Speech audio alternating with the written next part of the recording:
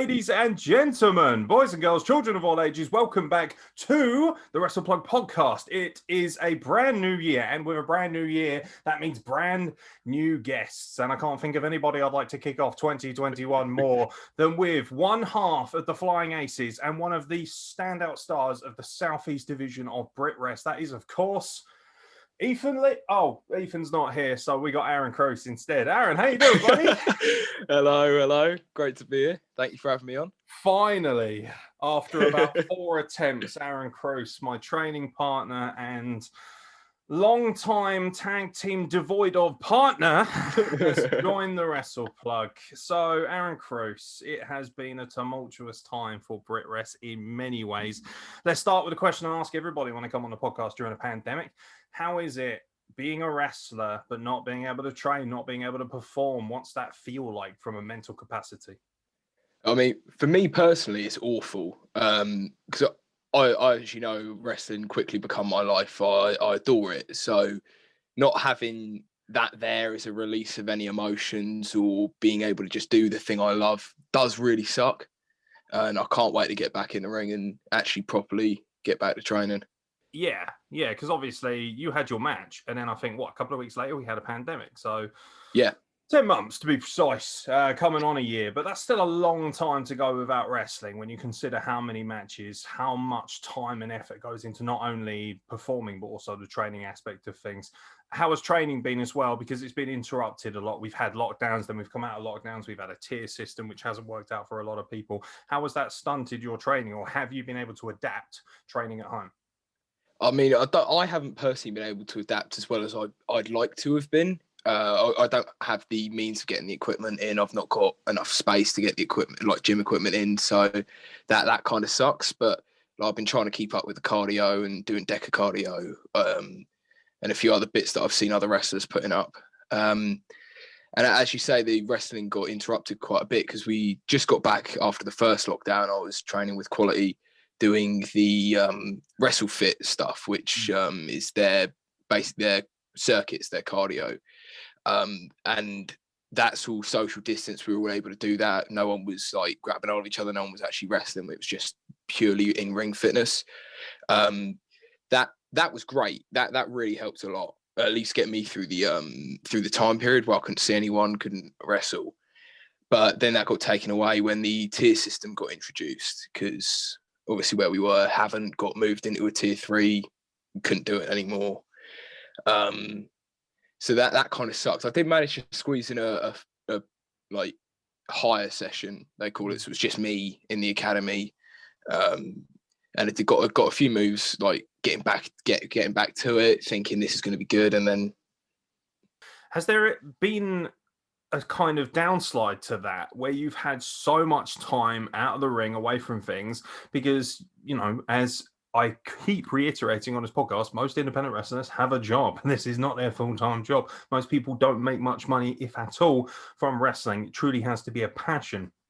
So have you lost any passion to be a full-time wrestler? Has this lockdown, because I've seen a lot of wrestlers, obviously a lot more of these wrestlers that I'm going to discuss, guys like guys like RJ Singh. There have been other guys as well who have kind of taken to social media. Senza Volta was another guy who said that although I love wrestling, I haven't missed it that much because I've had an opportunity to work on myself. But obviously you're only 18, you're at the start of your career. So it feels like you haven't had an opportunity to express yourself the way you want to. But being obviously an apprentice, working pretty much full time alongside training to be a wrestler, has there been an inkling of, do you know what? This has made me realize that wrestling isn't as important? Or is it more a case of I'm more hungry because there hasn't been the time there? For me, obviously, we've spoken privately about stuff like that, and for me, it's if anything, lit a fire under my arse to try and get me. It's made me realize that I want this more and more every day that I'm outside of the ring. So yeah. Sort of the answer is it's made me more hungry. Really, it's a case of I've missed it dearly and I need to get back in there. Fair. Well, moving 2020 aside, obviously, because that's a depressing subject in its own way. Let's talk about 2021, but before we do that, I also want to kind of delve in, because most people watching this want to know what it's like being an 18-year-old, because most of the people we've interviewed have been older. Obviously, we've had a couple of exceptions, Echo Reed being one of them, who's already on her way to being a huge star. But for you, you've only been training for the best part of, I'd say, 2 years. Yeah. And obviously that's on and off a little bit because of the pandemic and things like that. But you got your start going down to RevPro. Let's go right back to when Aaron Cruce is a wee nipper, even more wee than he is right now. And let's talk about what brought you into wrestling. What's the first bit of wrestling you saw? What's the first thing that makes Aaron Cruce think, that's what I want to do? I want to be that. I want to be a professional wrestler. So for me, I know a lot of cases that I've heard a lot of interviews and a lot of people speak of like Shawn Michaels and Undertaker and seeing matches like that and going, that hooked me. For me, it was just a random episode of Superstars on Sky One that was Jack Swagger versus Evan Bourne, and I was like, him. I like Evan Bourne. He's good. Not your namesake, Jack Swagger. No, not Jack. I love Jack Swagger. No love for Jake Hager, man. No love. Yeah, I obviously I know when I'm asking these questions, I kind of know, but I know how passionate you are about Matt Sydal. Matt Sydal's still going. It's really weird actually, because when I first saw Matt Sydal, that was many moons ago, and he still looks young, still looks fresh, still at the height of his game, wrestling for AEW at the moment, which is obviously a big deal. How much of your style has been adapted? Would you say that he has been very inspirational in how you wrestle as well? Or is it just a case of, I like that guy, he's high flying, but I want to create my own style of wrestling, and I haven't really adapted too much from Matt Sydal? Because it is quite easy for young wrestlers to watch TV, then go on the training and be like, oh, I saw this wicked 640 cow flip, or whatever it might be, and think, oh, I want to do that. So is it difficult being a young guy and not, trying to curtail yourself and not just basically rinse Matt Sydal's moveset, which ultimately is quite impressive? For me, it was a case of when I first started training, I want to be like Matt Sydal. I want to be like the high flyers. I was in my head. It was smaller guy, high flying flips. That's what I need to do. But as I started to progress more and more with training, I realised that wasn't so much my forte. I still like to do, like, I haven't done one in a match yet, but I've worked on suicide dives. I love doing them. They're quite fun. I do frog splashes from the top rope. I'm trying to learn to do a swanton, but like, I love flippy stuff a lot. So that sort of drew me into Matt Sydal. But I think the thing that I took away most from watching his matches was his selling. The way he takes the moves and makes the other guys look like $1 million.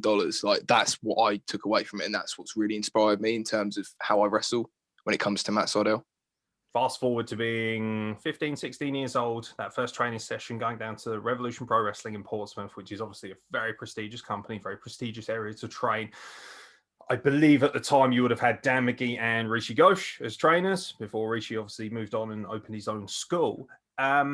Take us back to that first session. Young, impressionable man. Obviously, you're a beautiful young man. You look very confident. Everybody, all the ladies go crazy for Cruce. But, what people may not realize about you is that you've had to overcome a lot of struggles with things like anxiety and depression and things like that. And you've been very open and powerful and honest about that, and far ahead of your years, considering your age. So what's it like the first few weeks coming in there? Was it an easy process for you, or is it down to just the brilliance of Dan McGee and Rishi Ghosh, who make people so comfortable when they initially train them?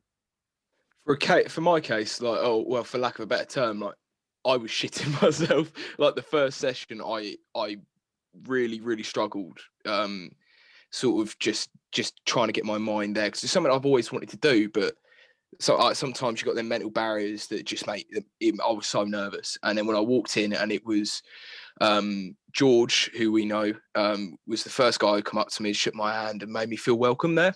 I also met Cam and Isaac Frader, who we are quite good mates with as well. I met them on my first session.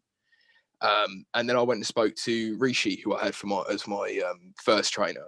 And so all my nerves sort of just went away after I'd introduced myself to everyone and realised I'm sort of being welcomed in with open arms, it felt like, especially on the beginner sessions. So, that made me feel a lot better about it. How long does it take before you think, I'm all right at this. Like I can handle this, because obviously everybody has a different learning curve. Some people walk in and within a couple of months they're having matches. Other people, it takes a long time. Mark Haskins is a very good example of that. A guy who spent a very long time before he got his debut. And you look at how good a wrestler he is as well. You would think a guy like that would get opportunities pretty early doors, but he's a guy who grafted away. Another guy who's a good example of that is Zach Gibson, somebody who grafted really hard to get his opportunities. Obviously, for a lot of people, myself included, going to Revolution Pro Wrestling almost gives you kind of a jump on a lot of your competitors. All of a sudden, you're at a place with a reputation that's well known, that's churned out an incredible amount of talent. Not only that, has an incredibly strong company of its own that has a working relationship with New Japan Pro Wrestling. So for you, straight in the door, how is it? You know, it's kind of a threefold question, really. Coming back to the initial question, when do you first think I'm okay at this? Also, knowing that obviously RevPro's kind of behind you at the time, what's the ultimate goal at that point? Did you have a particular goal in mind when you walked in the door? Did you think, right, within 2 or 3 years, I want to be smacking Okada around the ring? Or do I want my dream match against Matt Sydal? Or do I just want to slap Cameron Anderson around because there's a little bit of hidden beef going on there? I mean, for me, it was a case when I first walked in, it was definitely I had next to no knowledge of independent wrestling up to that point. Like, I just really watched WWE. I'd seen a little bit of TNA on, I think it was on Challenge at the time on Freeview. And I was watching a bit of that, and I thought, right, let's give it a go. And when I ended up speaking to a few of the boys there, I realized the connection with New Japan. I started watching New Japan, and quickly within like the first month or so of being down there, I was like, the only thing I was thinking about was having that first match. All I wanted was to get a first match, get that done. And long term, I was thinking, I'd love to go to New Japan. And so it was quite lovely being down there, actually. And everyone was so helpful, especially Dan McGee and Rishi. They were brilliant. Obviously, I'm not here for politics and stuff like that, but obviously, after a while, Rishi Ghosh decided that he wanted to branch out, become more of an independent operator. He opens up Quality Wrestling, which is just as local, actually, which is good. So now all of a sudden, you've got 2 incredible places to train. Obviously, some people chose to stay at certain places. Loyalty is obviously a big talking point in wrestling. Not really interested in delving into that because you're 18 years old, for fuck's sake. You should be able to craft your own path. But obviously, you had an opportunity to train at RevPro. You then sort of branched out, moved over to Quality, and also worked there as well. How has the transition of that been? Because I know that you're somebody who still has a lot of passion for training at RevPro later down the line. You're somebody who ultimately, any wrestler that's worth his salt should know by this point that you don't become a star by training in one place. You know, you move around. You work. Echo Reed, again, I've mentioned her before. She's been on this podcast. She talked about going to WAW. You know, when you're 18 years old and you're already going up north or to the Midlands or wherever it may be to train with recognized names like the Knight family and things like that, that obviously is going to give you a good standing. You need to get your face out there, especially when you're young. This is an opportunity for you to build a business brand for your own, you know, for your own kind of, well, for your own brand. This is your opportunity to show off to the world who you can be going forward. Take us to that little fast forward, going into Quality. What's it like? The sort of gap, the bridge there. Do you feel like Quality is a different kind of training for you? So for me, it was a case of I Quality normally do their sessions well before the pandemic was on a Tuesday and a Saturday. And then they've obviously branched out and they've done some on Thursdays and Wednesdays now as well. But for me, when it first started, I was going to both. I was going to RevPro and Quality. I personally hold the same belief as you that you can't be any good unless you go and train in multiple different places. Everyone wrestles differently. The more places you train, the more styles you're going to incorporate into your own or learn about and how to work with. So that's always been my belief. But for me, it wasn't a case of, I don't want to train at RevPro anymore. It was more, I'll come back from work on a Monday and I'll be done. Like I couldn't physically get down there on a Monday. So it almost became a case of, right, I'm going to go Quality because that's an easier option for me at the time. And I've quickly become really good friends with everyone down there. It's really like a family down Quality. And I love it down there. I would be more than willing to go to RevPro again, but it's more the case they do their advanced sessions on a Wednesday. And I still don't have the confidence in myself to think that I can do that. I still feel like, at least from what I've been told, that they're quite quite high level, and I'm thinking, I'm not quite there yet. But when I get to that level and I'm confident enough in myself, I will be making an appearance back there, hopefully, if they let me back. Fast forward from training, that first opportunity, that first ever match. Take us through the process of that. Who was your first ever match against? And obviously, don't lie to the audience, because I know exactly what your first match was. Yeah, my first match was a gauntlet match against Eddie Kenway for the CWP. Is it No Limits in it, or is it the No heavyweight? Limits Championship. No Limits Championship. Getting a title opportunity straight out the door. Obviously, Cruce has got his foot in the right door. Well, I mean, 15 seconds in and I'm back out the door, but still, it was Loved you, mate. It was a great experience. I watched that from the balcony, and the crowd popped for you. They liked the look of you, obviously. What's it like? Obviously, you're 18, you still live at home. The parents come to watch you wrestle. How's the support system been? Some people talk about how amazing their parents are. Other wrestlers talk about how their parents aren't particularly fans of wrestling. My parents are a good example of that, or at least my mother hates wrestling, thinks it's the stupidest thing on earth. I know your mum and dad are very career orientated and want you to have a good life. And I think ultimately that's what parents should be doing. That's a good job on their behalf. But how have they taken to wrestling? Have they got used to their young, handsome son charging around, getting smashed over the head by gigantic berserkers and getting lariated around by fat men like myself? Or are they still a little bit like, oh, God? I think they're still a little bit, oh, God, they're not wrestling fans. They've never really. My dad used to watch it when he was down at the pub every now and again, but like he's not really a massive fan of it. He don't mind the comedy stuff. Like he loves Grado and Martin Kirby when Martin Kirby used to still wrestle. There you go. He loved those two. And my mum it's never really been a fan, still isn't. But something that will stick with me, I remember going to the when I was on the CWP show, and my parents came and watched me, and they announced me being from Southampton, whereas I'm from Fareham, Portchester, so Portsmouth. They don't want the plucky young face getting booed first. No, exactly. You can't do that. But I hear my dad when they're recording it for me. I hear my dad shout, "He's not from here. He's from Portsmouth." I'm like, oh God, here we go. I'm surprised I wasn't booed out of the building at that point. But yeah, no, they've been really, really lovely, actually, taking me down. They don't have to, but they dropped me down. Obviously, this pandemic still stopped me from learning to drive, which is a bit of a frustration. So they've been dropping me down to the training sessions, which I didn't have to do. They've taken me to loads of shows. And so I can't thank them enough. They've been really good, even if it isn't ultimately what they imagined for me. It's still something that I'm really grateful that they've sort of gone with. You get the debut out of the way. Eddie Kenway, great lad, lovely guy. Hopefully a future tag team partner of mine, fingers crossed.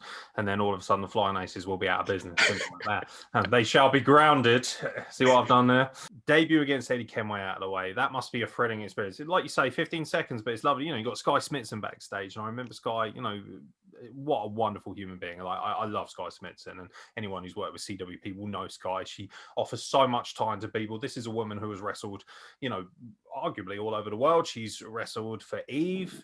We're talking about one of the best women's wrestlers in the world, and definitely in Europe. And there she is, offering advice, being kind to people, saying, you've done a good job, got what you want from it. But obviously, that's kind of a launching point. It's nice for you to get out there. And then all of a sudden, Quality affords the showcase opportunity. And that's where you get, for me, the first flashpoint of Cruce's career for me, the big kind of thing where you think, aha, all of a sudden we have a star on our hands. Although obviously I've been, banging on about how good you are pretty much since day one, because that's what mates do, isn't it? They look after their friends. And ultimately, I don't just blow smoke up your ass. I do think you are genuinely the future of this business. I see you wrestle Carl Atlas, who is incredible, one of the best. I would argue one of the most underrated wrestlers in the world. Phenomenal. You get to wrestle Carl Atlas, and it's a fucking great match. Let's not beat around the bush here. It's the best match of the night, for me, by some margin, in terms of how it entertains, the psychology of it. And also you can see, from my perspective as a kind of, pseudo wrestler, I see you and I see what Carl does for you in the ring. The ability to sell, but also make a star out of you, make you look like this kind of plucky underdog. how is that experience, and also how important do you think that match is going to be later down the line? I imagine that's a match that 10, 15 years later on, you're going to be like, that match with Carl Atlas, that kind of gave me a real footing in what it's like to wrestle against a top quality opponent and work a top quality match. Yeah, I mean, that match is going to be something that I will remember for the rest of my life. I remember being backstage because we'd found out earlier we were opening the showcase, and I remember being backstage and speaking to Carl, and we sort of were like 15 minutes before we went out, we sort of just talked it through, and that's just how brilliant Carl is. He's got such a great mind for wrestling. I admire him so much because of that. Like, you hear the phrase, "You wrestle a broom," and it will make it look good. Like, that's Carl. He's so good, and I learned so much from just being in the ring with him in terms of psychology, and how to make someone else look good. Because I admit it's not my best performance personally, like in terms of like my facials or how I actually wrestled in the ring. I feel like I've definitely gotten better as time's gone on, but that's mainly down to that match with Carl, because I'd never have learned anything if I wasn't in the ring with him. That's also your first match, proper match, isn't it? Like, with all due respect to Eddie Kenway, you know, that match was set up as a squash to, you know, get him over as a monster more so. This was your first opportunity to express yourself properly, have a move set, and genuinely show off to the crowd what you can do. Hence showcase. Yeah, exactly. And I remember speaking with Carl backstage, and this is when I thought, Christ, he's just got it. You know what I mean? His brain's just there, because we were talking about it, and he was just like, right. So obviously, I'm the bigger guy. You're going to want to work me down, aren't you? So you're going to be more submission based, which is what I was during that build up of practicing my submissions and my tech. Because I love tech based wrestling. I've got a love for Zack Sabre Jr. I think he's amazing. So I worked. I love the avant-garde tribute to Zack Sabre Jr., mate. Especially if I know for a fact that Mad Kurt taught you a thing or two about technical wrestling. He will come for you. I'll tag him. Oh no, I love Mad Kurt. He was great when we did the training with him. He was really, really great. So yeah, like Carl was just, we just went through it, and you can see me throughout the match going and targeting his arms, trying to set up for a Kimura or like an armbar, trying to just wear him down. And it was the sort of the double-edged sort of thing, because I'm thinking, right, so of course I'm trying to work him down because I can't overpower him. But at the same time, when I'm working him down, it's stopping him from being able to do the big power moves because his arm's gone. So that's just where his mind shines for wrestling. He's just such a good storyteller. Yeah, psychologically superior. And also, like, I haven't actually had an opportunity to say this on the podcast. I don't know if Carl will watch this, but for me, Carl Atlas is kind of like the powerhouse's answer to Daniel Bryan in a lot of ways. Like, he's just got a great mind for wrestling. For me, the real ultimate tribute that I can give to a wrestler is how well do you elevate other talents? Because anyone can, if they've had enough training, I'm a good example of that. Anyone can get in the ring and actually have a passable match over time if they work hard enough. Even I've done that, but not everybody can get in the ring and elevate talent, make them better, make sure that coming out of that as well. Because what I love about this match and why I harp on about it so much is that coming out of that match, Aaron Cruce doesn't drop off. Aaron Cruce doesn't think, oh, okay, well, you know, that was fun. Wasn't that fun, everyone? And, you know, and we'll go back to training and I'll see you in a year or whatever. No, actually, there was clearly a progression. There was more hunger. There was more passion. Your ambition, your attitude got even better. From the get-go, even when I first met you, when you were essentially a kid, I'm thinking, fucking kid's so mature for his age. Like, I wish I'd had that fucking head on me when I was that age. Like, I was a dumb fuck, still am to a lot of people. But what's great is that you've seen that progression over the last couple of years, becoming even more so a man, that maturity, and not allowing some of the more negative aspects of wrestling, which we've seen, to affect you as an individual. What I love about you is you've always kept a good, and obviously, you know, people like myself and Cam and others are going to try and keep you on the good route and slap you if you fucking stray off too much. But we look after you, you know, you're a little brother to us all. And obviously, coming out of the Carl Atlas match, I think where it really became apparent that you were going to be a star in a lot of people's eyes outside of obviously your close network is when you have that tag team match. this is a match that I know you love so much, you're so passionate about. You're also very blessed. What I love about it is that you've got great memories from it. You had a professional photographer on site in Ollie Sandler, one of the best, and I believe ringside perspective. And he's there, and obviously, having him there, working for such a prestigious company like you did, getting to tag with a good friend like Ethan Lee, someone you've trained with, and also having a really solid, good-looking gimmick, thanks to Steve, obviously, the kind of, I think he's the owner. Yeah. And obviously Booker as well, promoter, so to speak. Here comes the Flying Aces. Now, the gimmick, of course, is two whippersnappers with bomber jackets on flying around the ring. It works. This is where I argue wrestling doesn't always have to be so convoluted. This is so easy. Two good-looking lads, put them in bomber jackets, let them fly around, coming out to Top Gun. Now, before we talk about this incredible match, I know for a fact that you hadn't watched Top Gun before this gimmick, Mr. Cruce, No. until recently. So now, quick little side note, while we're here, I love to run off on a tangent. What do we think of Top Gun, the first movie? Are we a fan now of Top Gun? Oh, definitely. Yeah. I really, really enjoy it. Are you a goose or a maverick? Well, I want to say Maverick. That's fair. So what you're I do need Lee is definitely the goose. Do you do the?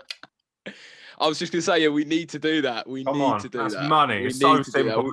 Hey, we didn't do it on the first entrance, but we've got to do it on the next one if we get another go. That's definitely, we got to get that done. As Quentin Tarantino says, the greatest artists steal everything that is ever good in this one. Rob it. That's all I've got to say. Talk to us about that match. You get to wrestle Rishi Ghosh, who, of course, is pretty much the biggest reason why you're so passionate about wrestling and why you are a wrestler at this point. And you also get to wrestle the hard-hitting son of a gun that is Malik. Big personal fan myself, obviously, with Malik having, obviously, that sort of mixed race background like myself, somebody I look up to a lot. What's that like? You're in the ring with two high-quality professionals. You're in there with your friend. And also, it's a really professional surrounding. Good crowd, hot crowd, very vocal, very excited about it. You've got a gimmick. You've got a look. You've got your professional gear on. You look like everybody's cup of tea. This is what professional wrestlers should look like. And you're well received by the crowd as well. The crowd will really be behind you. Who's not going to be behind two guys who come out to Top Gun? Come on. It's... So what's it like being in the danger zone with Malik and Rishi Ghosh, mate? I mean, so the whole backstory behind the match was, so it was originally going to be Malik and Rishi versus the British Bruisers, Danny Williams and Samuel Jacobs. Right. But, brilliant. But I believe Danny Williams was injured just before the match. I think he dislocated his shoulder, but so that put the them out of action pretty much from the tag team match. So we got put in. We were only going to be in the Rumble match, sort of just these guys are here. But we got swooped into there, and when I found out I was facing Malik, who I'd just seen on Progress and stuff like that, I was trying not to mark it out. When I got that message through from Steve, I was really hyped up about the match, and to go backstage with someone like Malik and Rishi and just talk it through again, like you learn just so much just from talking through and just being in the ring with them, just being able to go on the fly. And in certain aspects, we did a little bit in the matches where it was sort of off the cuff. We hadn't sort of talked about it, and that I learned so much from just that experience. So yeah, that's another thing that I'll never forget. Like, just being able to go in the ring with someone like Malik and like Rishi, who are at the top of their game. So tell me about the mental side of things as well. So after the match, getting opportunities, photo opportunities with fans, that's something that I personally haven't had. Well, a couple of people after I won that Royal Rumble, which was nice, but ultimately it's not something that I'm obviously, I'm not nearly as approachable as you are, to be fair. A little bit more, slightly more intimidating, some people might say. But ultimately having an opportunity to, and obviously that's an opportunity that's been afforded to you thanks to Steve and his company, fans getting in the ring, photo ops are so important because although we are kind of perceived as superheroes, we should be relatable and we should be people that fans can approach and respect, which is why 2020 was, such a hard pill to swallow for so many people. But, before we sort of, I don't know, depress people slightly, obviously, with some opinions, tell me what it's like meeting fans for that first time, getting those first photo opportunities. How does that feel? Like, because all of a sudden, you're now the superhero that, you wanted to be. Oh, it's got to be the proudest moment of my life, really. It has to be like just when we were about to roll out the ring, we had no idea about it, and we got stopped just as we were going out of the ring and told to stay in the ring. This is what's happening. And me and Ethan, I remember looking at each other, going, "Wow, really? There's actually going to be people lining up." And I think for me, I'm not sure about Ethan. I can't speak for him, but I was sort of thinking in my head, oh, there's not going to be many people want to take a photo with us. We're new. They don't know who we are. And then when I saw the line of both children and adults lining up to take photos with us, and obviously Ollie was there to take photos, it was surreal. I guess I couldn't believe it. And that's something. It meant the world to me just to have people be there and think, Christ, I've actually made someone's evening, someone's night. It was a great feeling. Yeah, it was very kind of humbling. Like, we consider each other family, and I go on Facebook the next day and I see all these photos, and I'm like, that's so fucking cool. Like seeing someone's progression when you're close to them, when you're a friend of theirs, when they're family to you. Being able to see that progression. I don't think people understand how much effort and work goes into getting to that point, and nobody's worked harder than you have to get to that point. 2020 was a difficult year for a lot of people, particularly British wrestling. British wrestling got hit harder than anyone else, not just because of a pandemic and obviously an inability to work. We've seen a small amount of companies. I know you're a big fan of Reach, like I am, obviously. You've had many of their talents on this podcast. They're doing well with Unit 10. But, other than a few of these shows aside, there hasn't really been much wrestling for the fans to get into. And ultimately, a lot of the passion that our British wrestling fans would have had was ruined, of course, by speaking out. A very difficult subject. I'm not going to ask you to delve into it and give me your opinions on wrestlers and things like that. But, Aaron Cruce is 18 years old, young man, impressionable, some might say. And obviously, when you're as good looking as you are, I imagine you're going to be afforded opportunities to meet many ladies down the line. And I'm sure you'll have a great time. And obviously, I'm very thankful that you're a gentleman, and hopefully you will always look after yourself and the people around you. But obviously, being 18, now there's so much pressure on you, because when BritWres does eventually come back, the majority of fans, I've seen at least, and we interact with a lot of fans, as you know, they don't like this business that much anymore. I'll give you a good example. Went to my friend's house recently. She lives in the kind of Croydon area. Met up with two of her friends, all three of them huge Progress fans, huge British wrestling fans, all three of them, nothing but terrible things to say about wrestling. I've got no time for it anymore. Fuck this guy, fuck that guy. This is shit. I've got no interest anymore. Genuinely given up completely and said, when the pandemic ends, I'm not going to go back. So this is, unfortunately, what's now on the shoulders of you and a select few talents. Obviously, now that we've hopefully filtered out the majority of assholes, you've got now the weight of the business, in the sense of you've got to rebuild it. Very much like the guys, the pillars of this industry built it up. You remember Jody Fleisch, Johnny Storm, and wrestling just wasn't that cool. And they never had to build something because it was disrespected. They just had to build something because nobody really gave a shit about wrestling for so long, especially once it was taken off a world of sport. Here you are, 18 years old, all that pressure, all that weight. Obviously, it's not just on you. And I know you can take it in your stride, but I know for a fact that your personal pride, your ambition, and the fact that you've been raised as a good fucking quality gentleman means that you, frankly, have a real fire inside of you to make sure that people know this is a new generation of wrestlers, respectful to women, respectful to the industry, and also people who want the industry to fucking change for the better. Let's start getting people paid properly. Let's start having fucking separate locker rooms. Let's start having a goddamn union involved in wrestling. And as you know, I'm very vocal about people being paid for their fucking work because I don't agree with certain traditions in wrestling. And boo fucking who, if you don't like that, I'm not going to change my opinion to suit you. Not you personally, obviously. So talk to me about it. What's it like? How does speaking out affect an 18-year-old man, so to speak, coming into this industry, hoping that obviously his fully fledged adult years are going to be given to this industry? So for me, it's very much a case, like you said, that we are the new generation of people coming in. We are basically what people can be scrutinizing us because of what's happened, and they've got every right to do so. But I believe that it's down to us to sort of rebuild, as you say, the from the ashes of whatever happened. So it does suck, and I did get a lot. I did feel a lot of anger towards a lot of people during the speaking out movement, specifically the ones that was pretty much, confirmed. You had, I don't need to name names, but obviously me and you have spoken privately, and you know who I'm on about, and like how, yeah, how upset and how angry I'd been.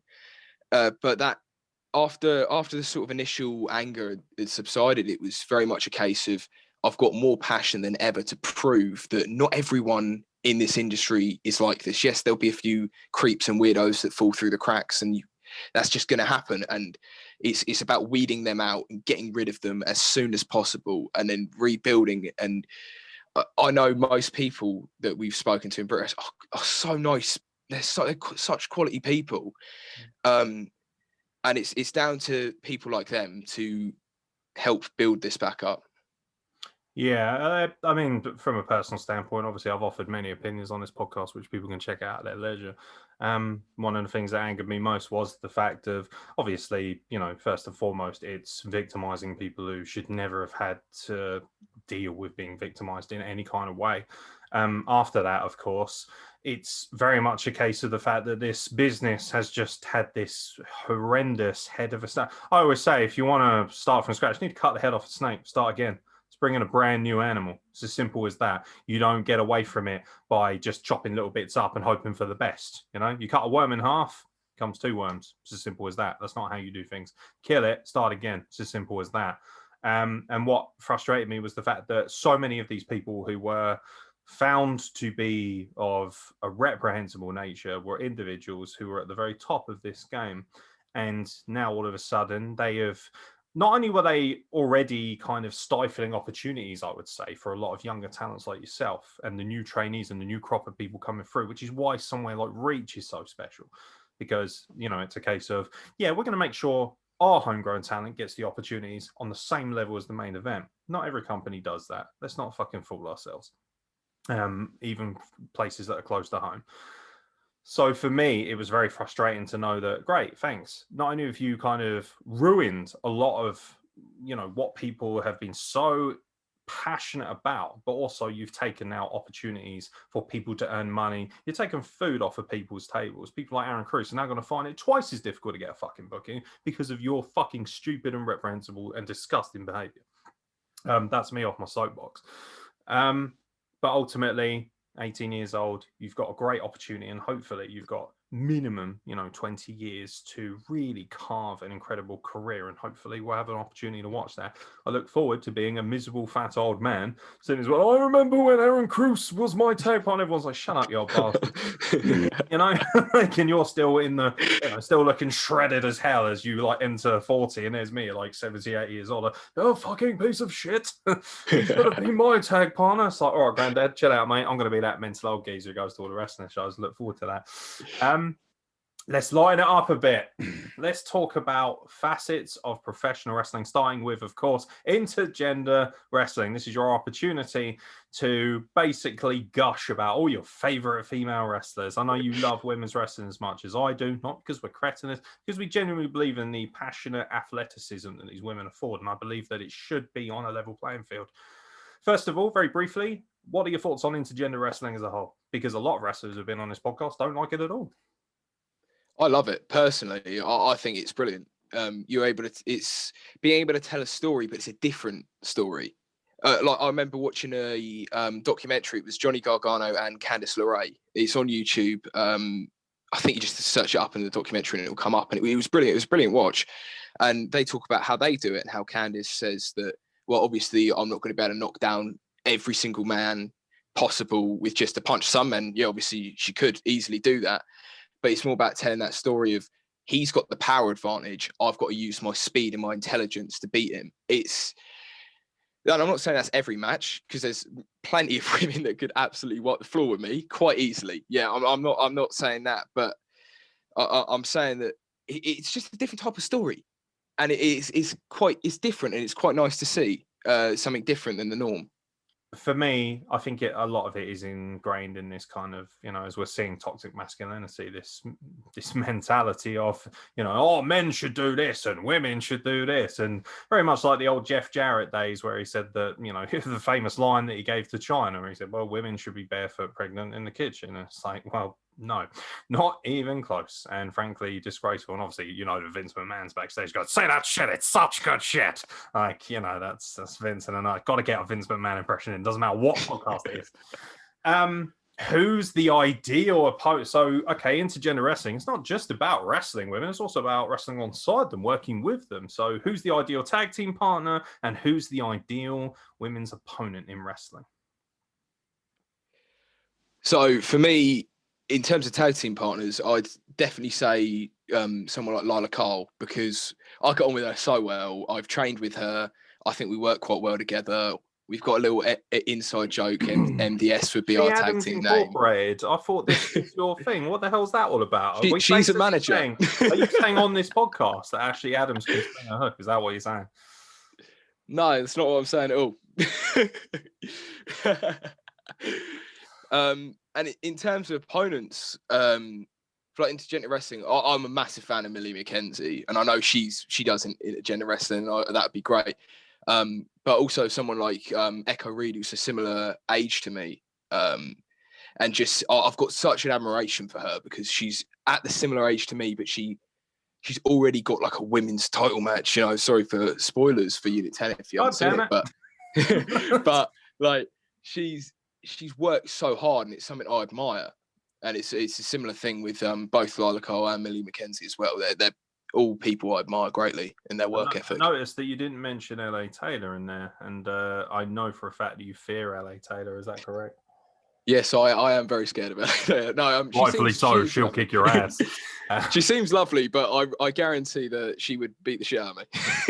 yeah, I've seen what she's doing to the men on that roster, and it's frankly terrifying. Exactly. Good for her, and also a very good example, all seriousness, of how actually intergender wrestling, I have no doubt that in a fight, LA Taylor could whip many a man's ass. So get off your fucking pedestal, you cretinous, old, archaic toss pieces. Moving on. Intergender wrestling aside, obviously, shout out to Lila Carr, by the way, is obviously a very good friend of ours, and we've got crazy love for her, and another person you really should be checking out, who's going to be a megastar. I really believe that. What's the end game? Do you have a current list of things that you would like to do? I know bucket lists are big with wrestlers, and a lot of them have immediate goals and then long-term goals. Do you have anything going on like that? Well, I mean, I've got a bucket list sort of places I want to wrestle. Like, I'd love to go and wrestle in Canada, Germany, Japan, Australia, New Zealand. Like, I'd love to go and wrestle pretty much everywhere. That's in my bucket list. Going to tick them off as I go along. But another thing I'm quite big on tattoos. I ain't got any yet, but I'm going to be getting some. I quite like the idea of it. So I was going to get a tattoo of it. So every place I wrestle, every country I wrestle in, I'm going to get a tattoo in that country of something from that country, and chuck that on my leg somewhere. I thought that would be pretty cool for a little thing for me. But in terms of like goals, I think when I first started training, it was always WWE. Always WWE. I think that's the same with pretty much everyone. Well, not everyone, but I think a lot of people sort of see that. But for me now, after watching a lot of independent stuff, I mean, short term, I'd love to be doing everything in terms of like Progress, ICW, RevPro. I'd love to wrestle for all them companies. And I'd love to wrestle for New Japan. That's somewhere I would adore going. I really, really want to go to New Japan. But if you were to offer me between someone in the big terms, you've got AEW and WWE, I'd definitely, NXT UK is probably the in terms of those two companies, it's definitely somewhere I'm shooting for. That's somewhere I'd love to be. I always love asking people, as people know, this isn't really an interview, it's a conversation. We're very different to a lot of podcasts. I pride myself on that. If you're looking for boring Parkinson shit, then fuck off elsewhere.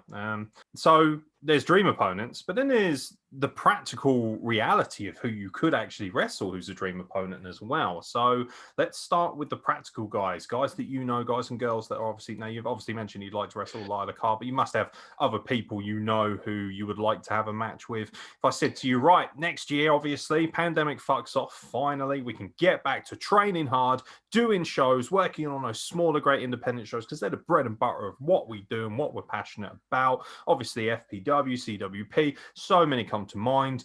Who is the immediate opponents you would like to see? If a promoter comes up to you and says, do you know what, Mr. Cruce, you've done a lot in this business already at such a young age. Who'd you like to wrestle today? You already know that I'd love to wrestle, obviously, yourself and Cameron Anderson. Block his ticket, I know, baby. Get on with it. We've spoken about that many times, but in terms like finding other a promoter isn't scared enough to book us, bro. That's basically what it is. I'm just calling you out right now, especially CWP. Robbie Nitro, you've heard. Where's our tag team top shot, by the way? I was promised that the trophy hunters were going to get a look in, and now apparently it's Robbie Nitro and Roderick the Rambunctious just clogging up the field, and there's fresh new talent who could take over and run this tag team division. So maybe pull your heads out of your asses and book the trophy hunters. Or are you just scared, frankly, of getting your asses whipped and being taken right back to the Stone Age? It's as simple as that, really. Anyway, tangent completed. Other than myself, obviously, because I cannot wait to whoop your ass.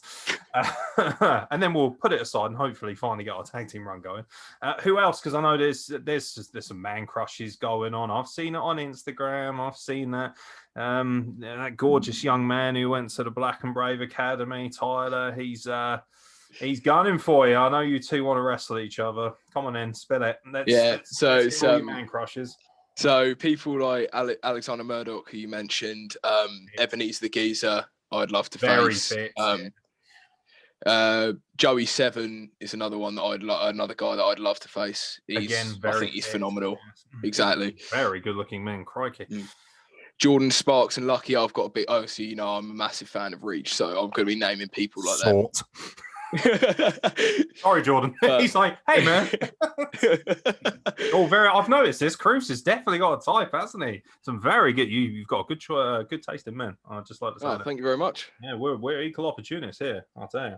But yeah, they're sort of like the top of my list in terms of guys that I'd love to face that are sort of in the BritWres scene. What about dream opponents? Is Matt Seidel a dream? It must be. Must be. Oh, yeah. I've got to wrestle Matt Seidel. And I think it's actually something that's plausible. I'm looking at his condition now. He must have at least 5 to 10 more years in him, which means that Cruce is going to have every opportunity with your trajectory and the work you're putting in to wrestle him.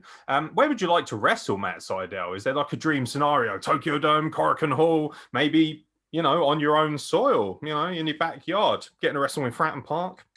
To be fair, anywhere anyone would book me to face Matt Seidel, I'd just be straight on it. I'm not really too fussed. All right, we'll book it in my back garden, mate. That'll be sorted. Matt Seidel versus Aaron Cruce. Yep. But other dream opponents, I'd definitely say, obviously, I'm a massive Finn Balor fan. So Finn Balor would definitely be up there. The North as a tag team, I'd love to face. Okada.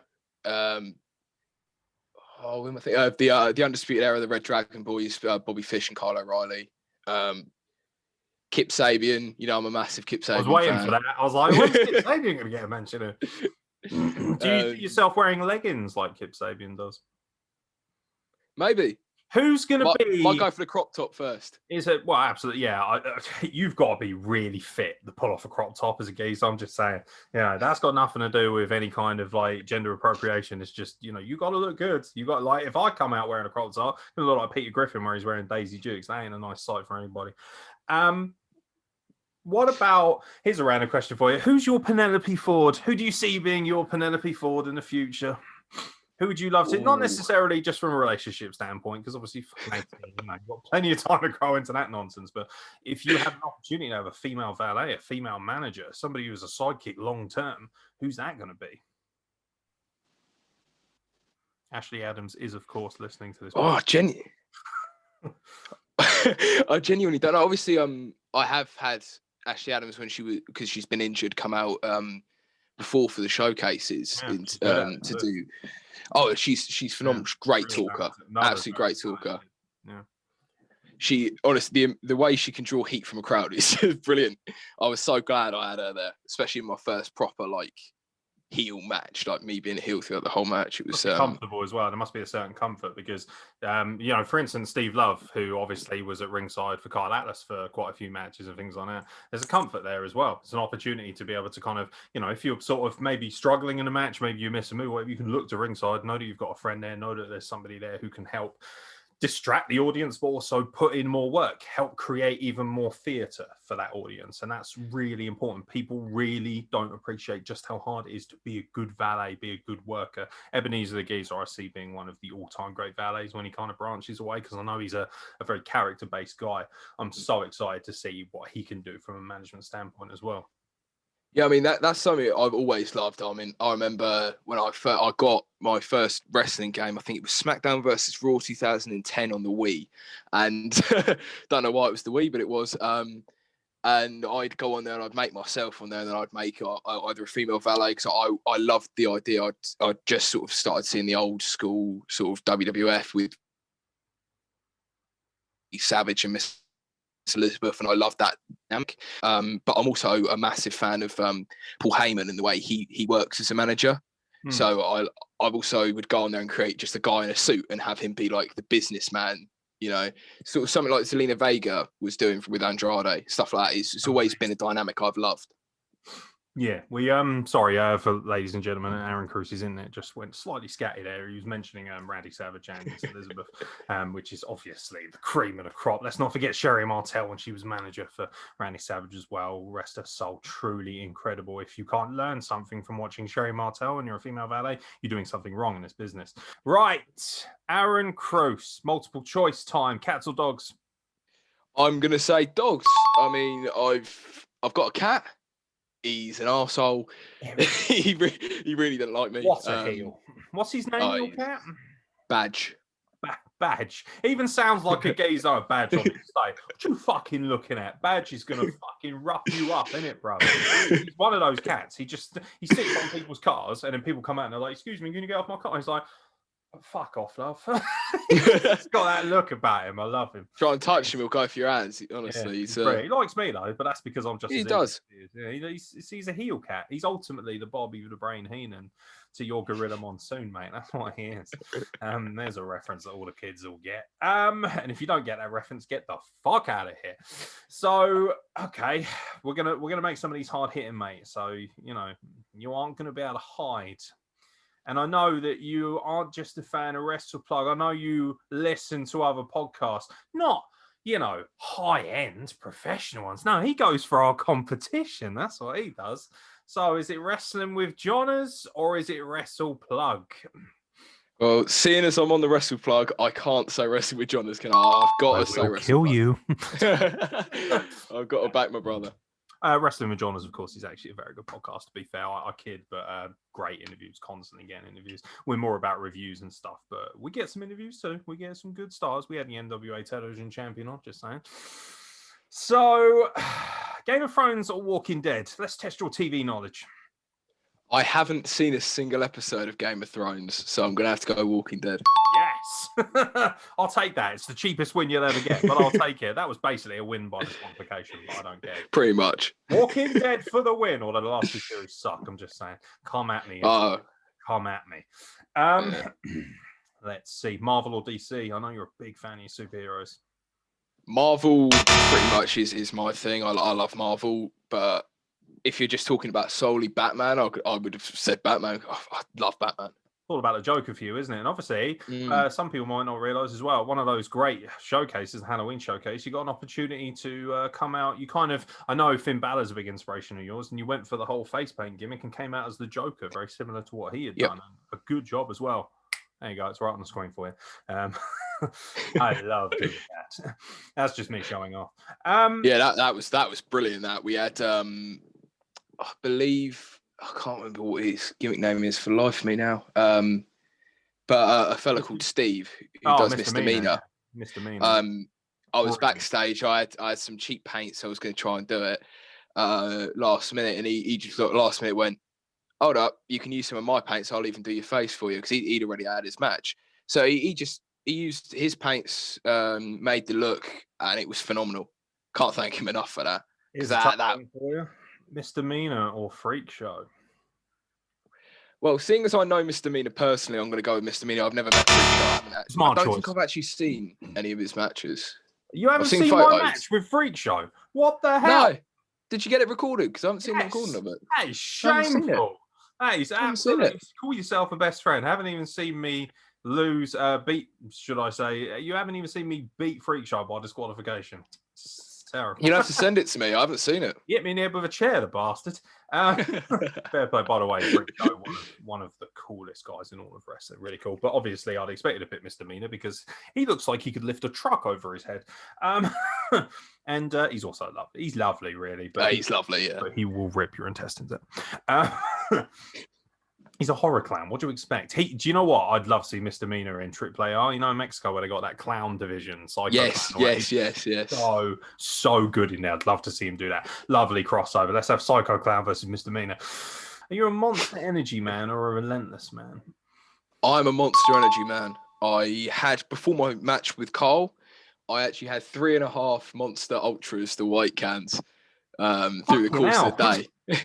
I felt like, oh mate, I felt like if I take a bump, it's all going to come out. You know? You see, like, wrestlers aren't going to give a shit about that. But if your mum watches this back, she'll be like, what? 3.5? That's it. Only water him for weeks now. And they're going to take all your Coke cans away from you, boy. Aim for that boy. He's mental enough. Yeah, stick to the Tropicana, mate. You'll be fine. Otherwise you end up looking like me, and that is not a good thing. Now then, although the doctor can certainly prescribe him some caffeine, that's for sure. There's a fucking reference nobody will get. Aurora or Echo Reed? Ooh, that's a tough one. I'll have to go with Echo Reed. Purely based on, not because Aurora's not great. Aurora's phenomenal. She'll be a superstar. Backpedaling, here he goes. But his fucking arse, Aurora. But it's mainly due to her being a similar age to me and getting, like I said earlier, like she's gotten to where she is. It's quite an inspiration for myself. Yeah, you two have a similar trajectory, which I think is very cool. Similar ages, similar kind of paths. And here's one that will strike close to home. Is it Rishi or is it Raj? Ooh. Again, due to the length of time I've known him, I'll have to say Rishi. Purely based on the time I've known him and the amount of influence he's had on me. Right, we're going to get away from multiple choice. I just want to ask you some random questions because you're 18 years old, and I imagine a lot of people listen to this, similar age to you. I know a lot of the younger graduates, guys and girls or boys and girls, however you want to put it, who train at different places are going to watch this, and they're going to be inspired by someone who's as young as you. But they also want to know what it's like for you outside of things. So what's your favourite Call of Duty? My favourite Call of Duty is probably Black Ops 2 still. Second one I played, I think I played Black Ops 1 first. And then I sort of stopped. Do you? Yeah, I do, yeah. I'm an old man, so I like all that Vietnamese shit. No, I like all the Vietnamese war and stuff like that. What's are you a FIFA or a PES man? FIFA. I'm more of a FIFA. I mean, I haven't played a FIFA since 18. I don't tend to buy them every year. I can't be bothered, but that's smart business, to be honest, because I don't like FIFA at all. I think it's a bit trashy. I'm more of a PES man, if I'm being honest. I've never played PES. PES is for people who actually respect the game of football. But as a Pompey fan, I wouldn't expect you to know anything about that. Not really big on football, are you? So there's no point asking. No. That'd be a waste of time. Here's a good one for you. Imperium or Undisputed Era? Oh, no, don't do this. You know they're my two favourites. Volta is definitely not watching. As much as I love Undisputed Era and I'm wearing their shirt right now, I'm going to go with Imperium just because they're on the NXT UK and that's the main thing I watch. So you do like NXT UK as well, don't you? How does it? How does it feel for you watching that? Because a lot of people have just shit canned that based on what happened in Speaking Out. But let's be honest, there's an incredible women's division. You've got Ginny, Zaya Brookside, Kaylee Ray, world-class women's talents. And of course, women aren't the fucking problem here, men are. But, there's some great talent on there. And a lot of the men who are working on there, a couple of names aside, are genuinely world-class and good human beings, at least as far as we know. Obviously, I can't say for definite. I'm not here to make clarifications on people's personalities. But for you, you're passionate about NXT UK. And I imagine that's somewhere you'd like to make a stopover at if you start becoming successful. Oh yeah, definitely. I mean, for me, I'm very much of the opinion that yes, there's still a few individuals that shouldn't be on there. I'm not going to name names. You know who they are. Probably shouldn't be on there due to allegations made, and there's never really been an end to that. But I'm of the opinion where you shouldn't paint everyone with the same brush. I don't think it's fair on all the talent to just shit can the whole thing. Like, I'm a huge fan of Mark Andrews, Flash Morgan Webster, Kaylee Ray. I'm a massive fan of Kaylee Ray. Pretty Deadly, Aaliyah James, who's just hopped on there. Like, all these people I don't believe deserve to have for not to be seen because of a few wrong-uns that have been on there. It's very much a case of if anyone is still on the fence about it, give it a watch. It's good. If there's anyone on there that you don't want to watch, you can skip that match because it is obviously on the network. You can skip through the match, but everybody has a right to turn off. Same as this podcast. If you don't like it, you can turn it off. Like, you have a choice as to whether you want to watch or listen to anything. And I always say that the stupidity of the few should not outweigh the brilliance of the many. So that's your philosophical term for the day. Not much else I really want to ask you, mate, to be honest, in terms of multiple choice. But obviously, we are on social media, as everybody knows. But we know that Aaron Cruce is on social media. People will want to follow you after this. People will want to take a look at all your sexy OnlyFans pics that you're no doubt going to drop soon when times get hard. Hey, we've all got to make a living. Where can people, and especially your amazing fans, find Aaron Cruce on social media? I am at Aaron Cruce PW on Instagram and Twitter, and my Facebook page is Aaron Cruce Pro Wrestler, I think. Yeah, I think it's Aaron PW on there as well, isn't it? It might be PW Aaron on there. I've tried to PW. Yeah, I think I've tried to make it all like the same across everything, really. Sensible. There you go. He's 18 and he knows. Little note to all you wrestlers out there: get all your social media names the same, for fuck's sake, because yeah, it's just so much easier for people to find you. Quickly before I let you go, would you like to be on You Are Cordially Invited too? Oh yes. Yes. You know I'm a huge fan of that show. Obviously, I sent that link to you. I've just realised Matt Kurt isn't going to be able to, unless he can speak to us from beyond the grave. Ultimately, he's not going to be able to speak to us, which is very disappointing. But he's social media manager. He's keeping up appearances. Are you worried that you might get killed off if you go on to Cordially Invited to?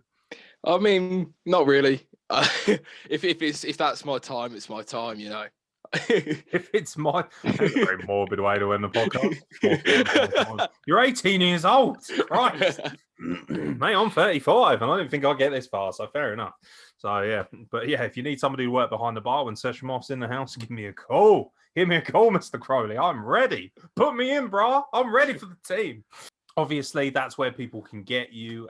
We'll try and put those on the screen if you're watching this on YouTube. And obviously, if it's audio, make sure you write it down. We'll have it in the description of this podcast as well, on audio, video. Doesn't matter where, you'll be able to find him, no problem. But obviously, social media links are on the screen right now, so make sure you go and follow those. Aaron Cruce, I think we're going to get you back for part 2. Is there anything you'd like to say to the fans, ultimately? Because so many people have been amazing and supporting you and following you, and rightfully so. You're a very talented young man. One last thing you want to drop for your fan base and also for people who are hopefully going to be Aaron Cruce fans in the future? I just want to say thank you to everyone who's tuning in this podcast and supported me over my 2 years of training. It means the world because no one ever has to, and the fact that people care enough to even just hit a follow or just to watch my match and not get up and go to the toilet is lovely. So thank you very much. That's why I'm on cards at the end of the day, mate, because when people need a shit, they need a shit. Simple as that. Self-denigration is the way forward. But yeah, I mean, that alone is exactly why you should be following this young man, because ultimately, not only is he my baby brother, but he's also a world-class talent in his own right, ladies and gentlemen. And come on, how many 18-year-olds can speak with that kind of eloquence and maturity? Not many. I can tell you I certainly wasn't when I was that age. Aaron Cruce, finally, you've been on the Wrestle Plug. Hopefully, this will be the take that you appreciate enough to go out there, because he's so damn picky. Such a diva. But it's been an absolute pleasure, mate. Thank you for coming on the Wrestle Plug and obviously humouring your good friend, Aaron Nix. Thank you so much for having me on. It was a pleasure. Honestly, can't wait to do another one. Has been awesome. Once again, ladies and gentlemen, check out the social media links, obviously. Follow WrestlePlug and all that, but most importantly, follow the wrestlers. They're the people who entertain you the most. We can get by looking after these people and hopefully giving them an opportunity. And obviously, to Aaron Cruce, his training partners, his friends, some of them of which I know personally, you're all welcome on the podcast. All you got to do is drop us a message at WrestlePlug. But most importantly, ladies and gentlemen, make sure you follow Aaron Cruce. And of course, if you get an opportunity, follow Ethan Lee as well, who hopefully will get you on as a pair at some point, the Flying Aces, so you can talk about what you guys want to be. We need to have more tag teams at the WrestlePlug. Thank you very much for watching this. Thank you very much to Aaron Cruce, of course, for joining me. Say goodbye, Aaron. Bye. Thank you for having me on. It was great. Thank you.